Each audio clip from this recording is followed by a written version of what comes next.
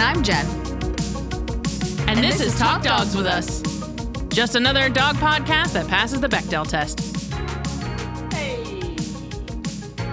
Today's episode is when should you ask for help from a veterinary behavior professional?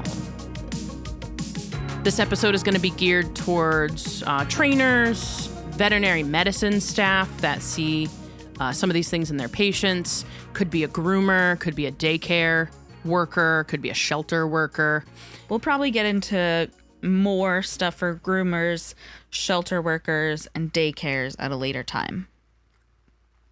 This will be a little bit of help for them, but then we'll do another episode that's more in depth for them because I think there's more specific things. That's fair. So you think primarily just vet med and trainers? Yep. Perfect. All right. So thinking about how to think about it, I use this off-color kind of way of explaining it to my clients. You want to think about training as education, and you want to think about behavior a little bit like psychiatry. So when we think about someone like Ted Bundy, he was very highly educated. That education was not his problem. So more algebra homework would not have fixed Ted Bundy's psychiatry problems, right? And so when you have thrown training at something and it's not working because the animal's emotional state is compromised, hopefully they're not killing co-eds on the weekends when you're not there, but it's a different problem. He did try and kill my mom. That's wild. He tried to break into her apartment. That's bonkers. I need a record scratch. He almost tried to kill me, basically. Oh, by the transitive property. Because I was... Yeah, you were an egg at a follicle. Yeah. Yeah. Damn. I was there. Close encounters. Anyway. So you want to think about behavior of the animal and what the animal is able to know and learn and do as separate kind of subjects. For vet med, it's pretty similar. Because a lot of times you'll hear texts say like, this dog has no manners, it's jumping all over me. And that has nothing to do with why the dog is jumping all over them. Yeah. So yeah, I think in terms of vet staff, the thinking about how to think about it is the same. Yeah, that's a fair point. So I think from a trainer perspective, when you want to look for help is when, one, you don't feel comfortable with the case. You don't feel that your skills and your expertise are going to line up.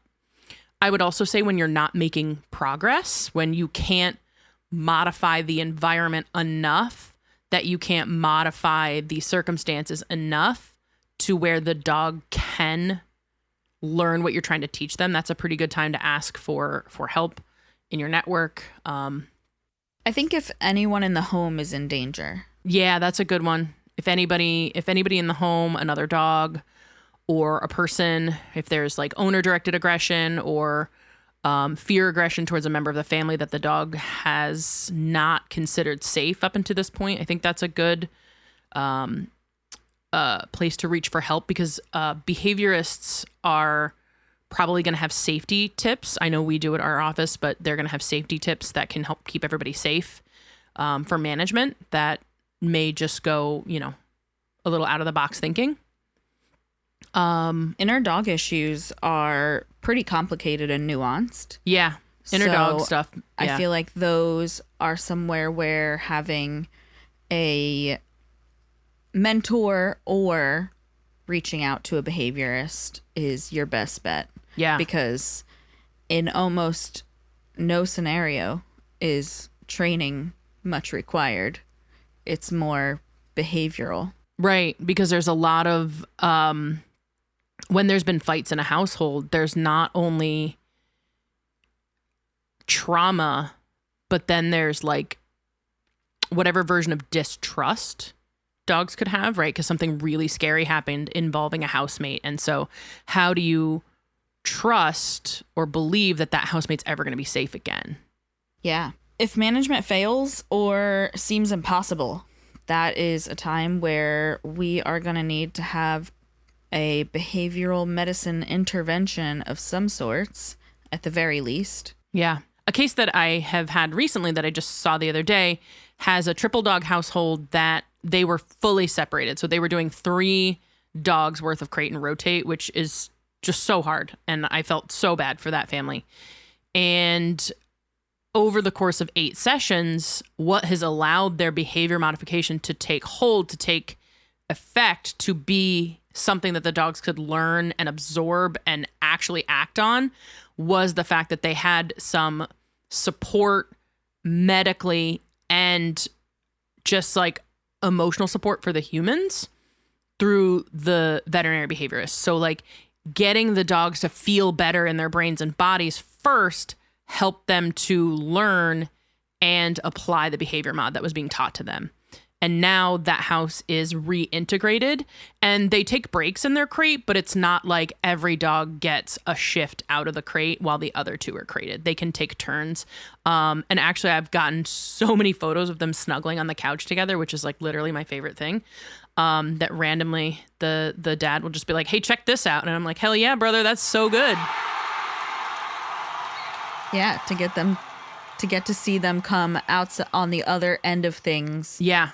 And know that for a lot of dogs, I feel like that we work with, having the help from not only the medications, but also the mentorship of the VB is what allows them to be able to use that behavior mod. Yeah. Something important to mention, I think, is that if the community is in danger, or if they would be in danger with management failure, because we're people and people make mistakes. Yeah, management does always fail. And management is always going to fail at one point or another. We need to bank on that happening. Yeah. Yeah. That's a good point. Like, and to have somebody there to help you who has experience in these management techniques or has a lot of experience with dogs that struggle with aggression issues and has just that clinical knowledge of, hey, not only like do the scientific papers say this, but my experience says we can manage it in these ways. I think that's really helpful to have on board. Yeah. So when would we suggest trainers refer to perhaps a regular vet versus going down the road of a veterinary behaviorist? Because we know that not everyone is going to have access to a veterinary behaviorist locally. There are a lot of virtual options, and there's a lot of vet-to-vet options where the behaviorist will talk with the regular vet, and then they will come up with a plan together. So I think it doesn't hurt as a trainer to talk to your client and say, hey, this seems bigger than teaching. And you can talk to your regular vet because they can always get a read on their regular vet for how their vet feels about behavior. And honestly, if there's a medication that vet wants to prescribe, some vets don't feel comfortable. But that might be where those vets could reach out to a VB or a VB that was doing this kind of service and get that kind of information on their own. But I think as a trainer, even if you suspect that maybe the behavior issue is related to pain or discomfort, it doesn't hurt to refer the animal back to their primary care vet and say, hey, let's get some video of your dog walking a little bit funny that you can take and show to your vet, right? Because maybe your pet doesn't show those behaviors in the exam room because exam rooms aren't big enough to walk around in usually. They're kind of small. And maybe your pet is inhibited at the vet and they kind of just sit there and go, oh boy, I wish I was anywhere else. Yeah, I think that when the primary care vet can be the first line of defense, that serves the community the best. Yeah. So if you, as a trainer, can refer your client to their primary care vet first, you can also have them search the DACVB website and see what veterinary behaviorists are closest that might do vet-to-vet consultations and bring that information with them. Yeah. So that if they find out that their vet is not comfortable with it, then they can go ahead and have the next steps there with them. They can then escalate to the specialist, right? Exactly. I think you want to think about it like a specialist, because that's what it is that, you know, if you went to your primary care doctor and said, hey, I'm having this mental health issue, they may say, okay, well, let's get you started on something, and that may or may not help. Or they may say, whoa, that's out of my depth. Let's find you a specialist that can help you with that specific issue. Exactly. So speaking of veterinary staff, I think that both technicians and doctors have a place in this conversation when we're thinking about when to refer owners to veterinary behaviorists.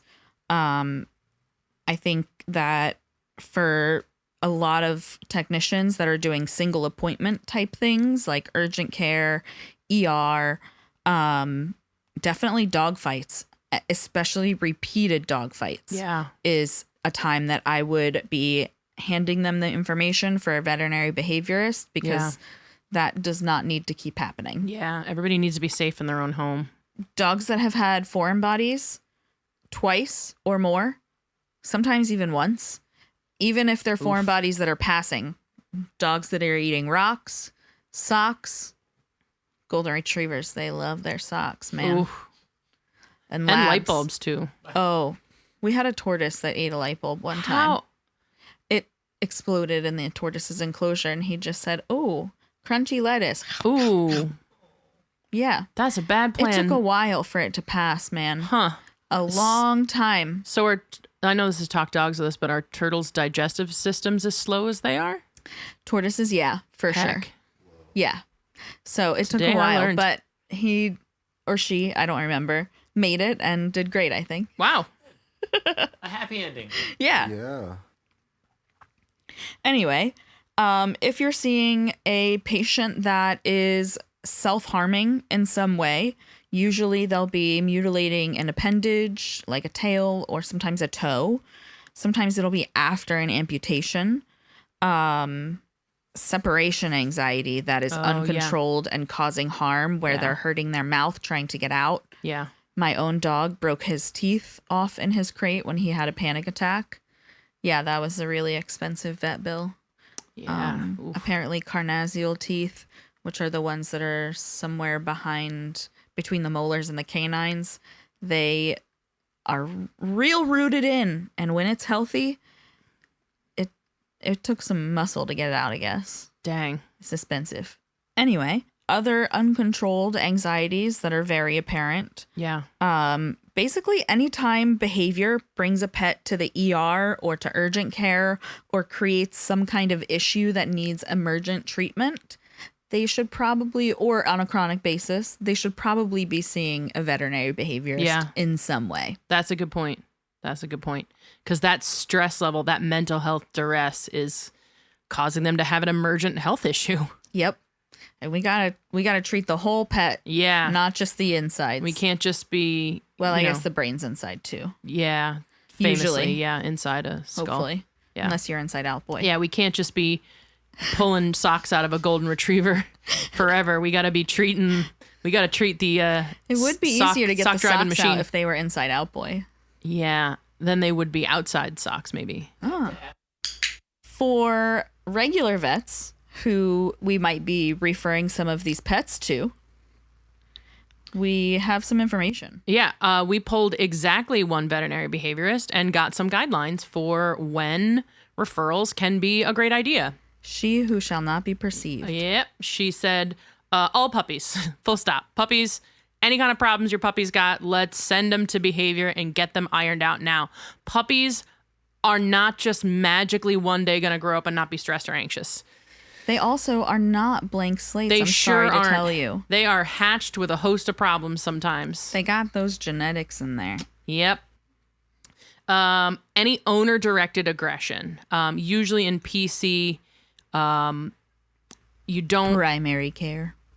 you don't have the time to go through all the factors there. So that was the guidance on that one. Anything you're not comfortable treating as a primary care veterinarian, things that you have treated to the best of your ability, but they're not responding to treatment, right? So kind of like we told the trainers, you have tried everything in your toolbox and now it's not working. Yeah, if you're a primary care doctor and you have prescribed a Band-Aid medication and a long-term medication, and the long-term medication's loaded, and they have a trainer and they are doing all the things that the trainer says on the times that the trainer says to, and we're still not kind of resolving the issue or getting where we need to be, then we gotta outsource here. Yeah, that's when it's specialist time. Yep. Top tips. So the first thing is, if you're not sure where this case falls for you, you can always reach out to your community, to other trainers, other people that you respect, other vet med people, and say, hey, have you ever treated anything like this? Have you ever worked with anything like this? And get some feedback. I think that'll help you feel a little bit more comfortable. Getting familiar with your community can help you feel like you have some support. It can feel like you have some backup. They can also help you with their experience and knowing that, hey, I had to refer before, or maybe you want to try this before you refer, or you want to tell the owner because this didn't work. It really is, a good idea to go this way. Having that support can feel helpful because it can sometimes feel a little overwhelming to refer out, to say, hey, this is beyond my scope. So that can feel a little bit overwhelming. So I think reaching out to community and talking to people can be helpful. The American College of Veterinary Behaviorists has both a website, which do we have that website? Can we put that in the show notes? We'll put it in the show notes. We can put that in the show notes. Yeah. So they have a website, so you can look for a diplomate, which is basically like their certification, their doctor. That's on there. You can look for them practicing. Some of them may be open to talking to you. Some of them may want to just get information from the client and strictly deal with the client. That's kind of a provider basis, case by case. They also have a book called Decoding Your Dog. So Decoding Your Dog is a collection of behavior issues and solutions and ideas about them that you can familiarize yourself with, and maybe you'll find an answer in there that helps you with the case before you refer or as you refer, and that can be a good resource for you. Above all, stay safe. Stay safe. Don't do anything that makes you feel unsafe. And if you feel like you or somebody in the home is in danger, definitely ask for help there. Yep. Don't be putting yourself in harm's way. No need for that. So in summary, asking for help is not a weakness, and you shouldn't feel like it is. Asking for help is going to bring so much more value to what you do and so much more strength to you as a practitioner, because you will have led that person to the help that they need. And they might not always be able to see that. Like, they might not see that for the gift it is, but you have to know that you are giving them an incredible gift by giving them help that is beyond your capacity. And knowing that it's beyond your capacity is okay. That's not your role. That's not your spot. It's okay.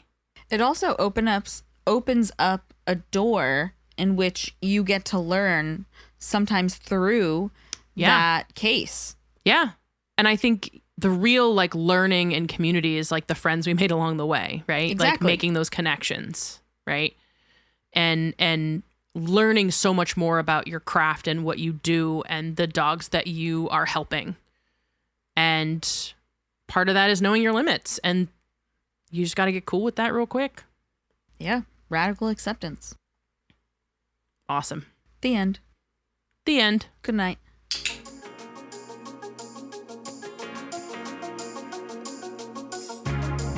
Talk Dogs With Us is an informational podcast and not a substitute for qualified medical advice.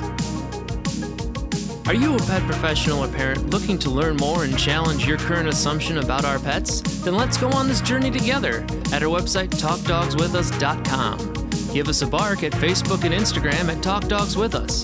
You can help keep the conversation going by subscribing to our Patreon. Art direction by Alex Oren, theme song and audio engineering by Stephen Rossblock. Check out more from him at StephenRossblock.com. Thanks for listening.